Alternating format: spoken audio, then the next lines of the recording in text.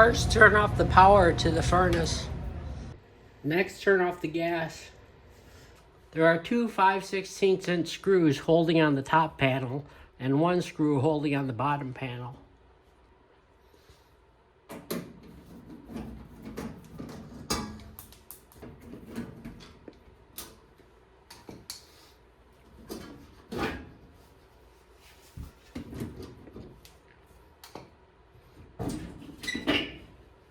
The inducer motor is on the top and the blower motor is on the bottom.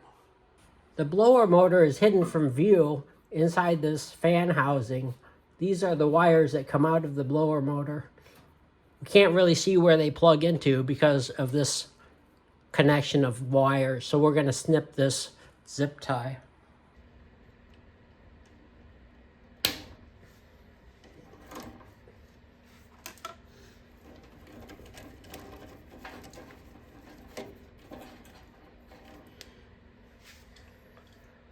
Four of the cables are connected in the left bottom corner: the blue wire, orange wire, and the red wire and black wire.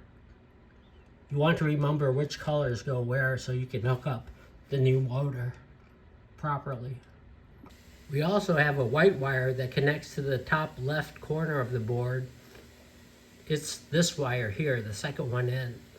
You can see a white wire, first one, the second one, an empty terminal, another one, and some more over here.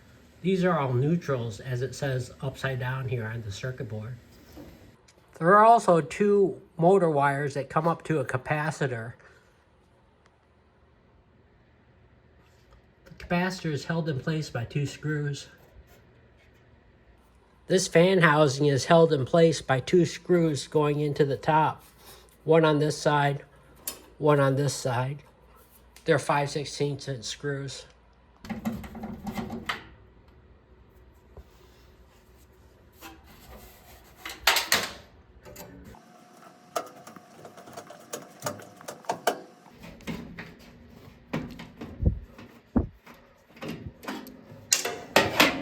You can see the fan housing bends here, and this portion goes underneath some tabs. You can just pull the fan housing out.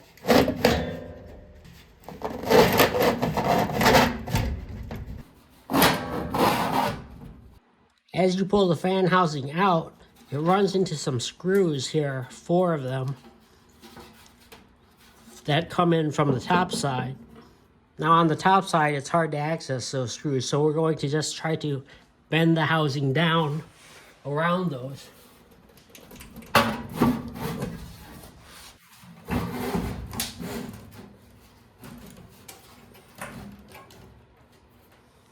These are the new motor wires. You see we have an orange, red, blue, black, white, and 2 brown leads, as well as a green ground, which you can't see from the front of the furnace. But if we move over to the side, you can see the green ground wire there. This is about how far we can move it out of the furnace due to all these wires holding it back. Now this circuit board, transformer, and run capacitor are all held in place by a screw here and a screw at the bottom down here. Then we can take off this entire component. Before we do that, we want to cut the wires to the motor, so then we'll be able to swing this part out of the way and pull the fan housing out completely. There are also 2 wires down here that we want to remove, so we can move the circuit board and related components out of the way. I'll put some black electrical tape on the top one to keep them straight. Since they're both the same color, I think it doesn't matter which way they go, but just in case, I'll mark it. And they simply wiggle off. We'll just snip these 2 brown wires to the capacitor from the motor. And we'll snip these 5 wires.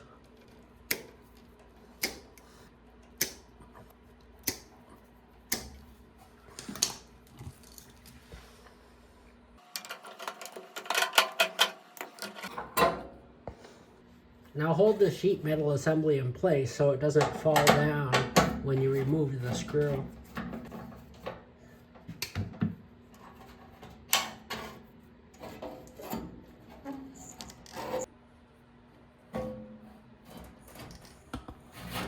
Now you can move this assembly completely off to the side and pull the fan housing out.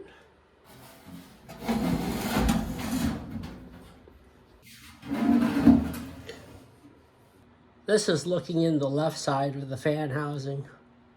This is the motor shaft coming from the motor, and it's got a flat portion on it that this bolt runs up and tightens down onto. So we want to loosen that with an adjustable wrench. Just hold the fan in place while you loosen this bolt.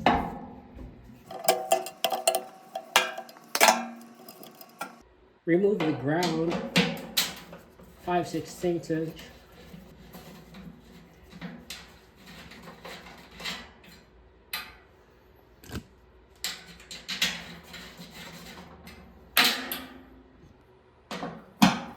Remove the 7/16 bolts holding the blower motor in place.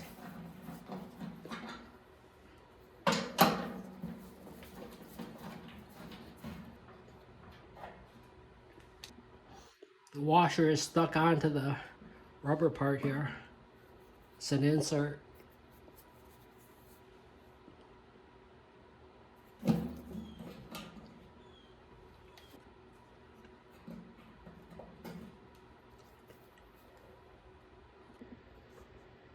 The complete setup has a bolt, a lock washer, and an insert washer. Note where the wiring comes out compared to the mounting brackets. Also note that the bolts went through this outer hole and not this inner hole. This outer hole has a rubber part to it. Now just lift the motor out. Note this fan cage now rattles around in there loosely. Drop in your new motor. Try to line up the fan cage.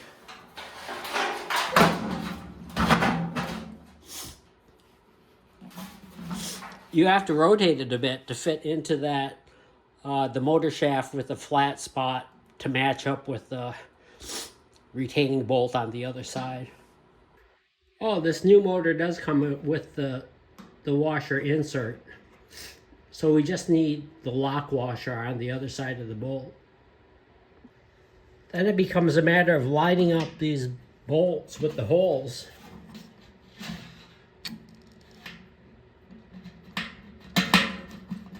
Just get one started and then move on to the other two.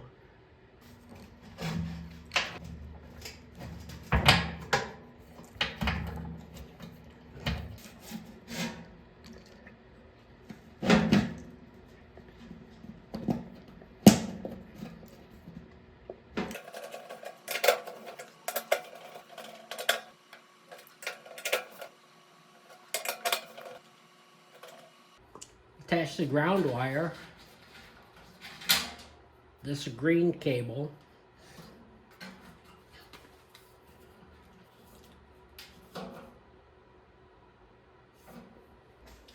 now flip the fan housing over and you can see the fan itself. It's pushed all the way against the bottom there, so it's scraping. This needs to actually float a little bit up so there's no interference. So we'll turn this on the side so it'll be easier. You can see if it's pushed too far in, it makes that interference noise. So pull it towards the middle until you hear no interference. Turn the motor shaft so that the flat part is in line with the bolt.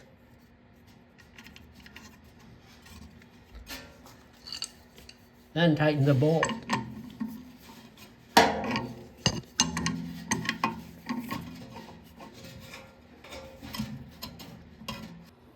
Slide the fan housing back into place.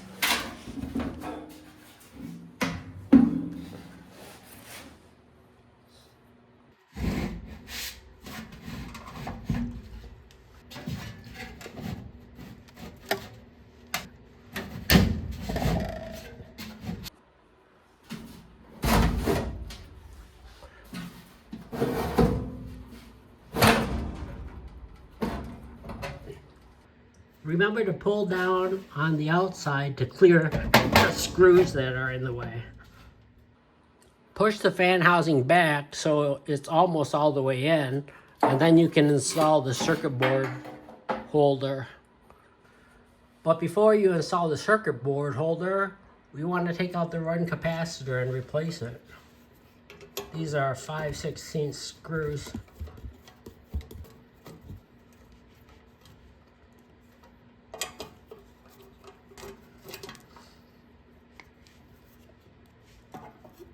Just slides out. You can compare the old to the new. They're both 20 microfarad plus 5%. The old one is 370 volts AC, while the new one's rated higher, 440 volts AC. And it's got a 40/70/21 designation on both the old and the new. Now the run capacitor terminals are non-polarized, so you can hook up the wires on either side, doesn't matter. This is one side, this is the other side. They each have 3 places to hook up a connector. They're all the same. If you connect any one of these 3, it's the same. And any one of these 3 is the same. Install the new run capacitor.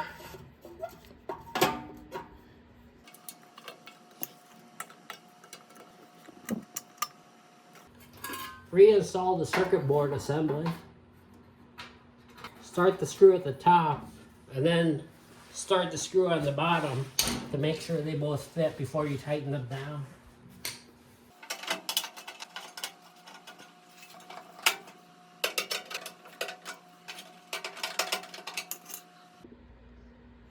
Next, you want to install the brown motor wires to the capacitor.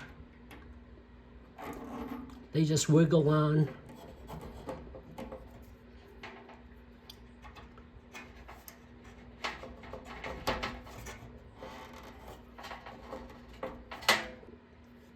Next, we want to connect these 5 motor wires. The white motor wire was the second one, if you remember. We can pull it up and see it's the one we cut off. So remember, there's a unconnected connector there to the right of it. They just wiggle off again.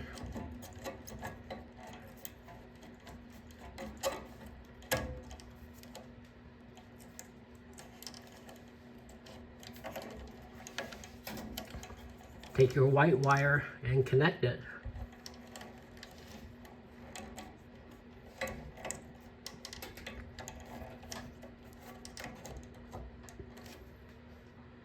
The blue wire is here.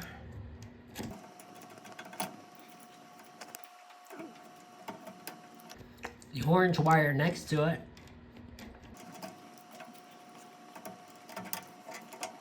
The red wire next. And the black wire last.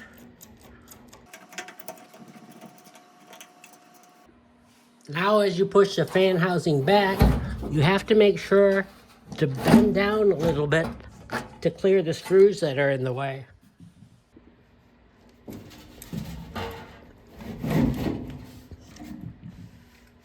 There, we've cleared the screws. And you can continue pushing back until the holes line up on these side tracks. You can see the clean spots that match up with the parts that it's mating with. So you can kind of line it up that way.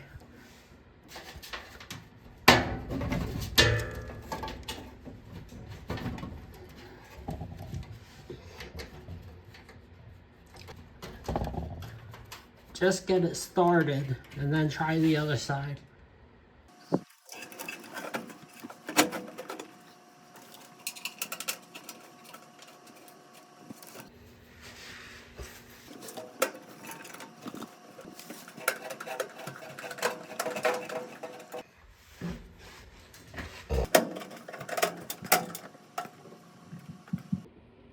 Don't forget to plug the 2 wires in at the bottom.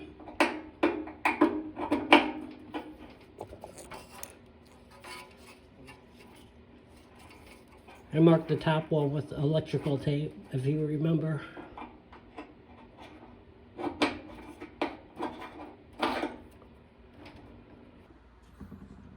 You want to make sure none of your motor wires are near towards the fan area. So make sure they're coming straight out. Then you can try and zip tie this whole mess of wires out of the way again, so they don't fall into the fan or otherwise get into something.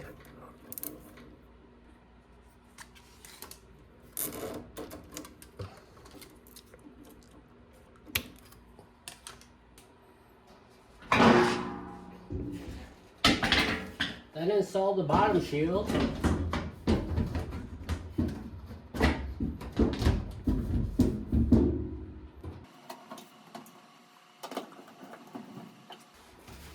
Slide the top shield up and in.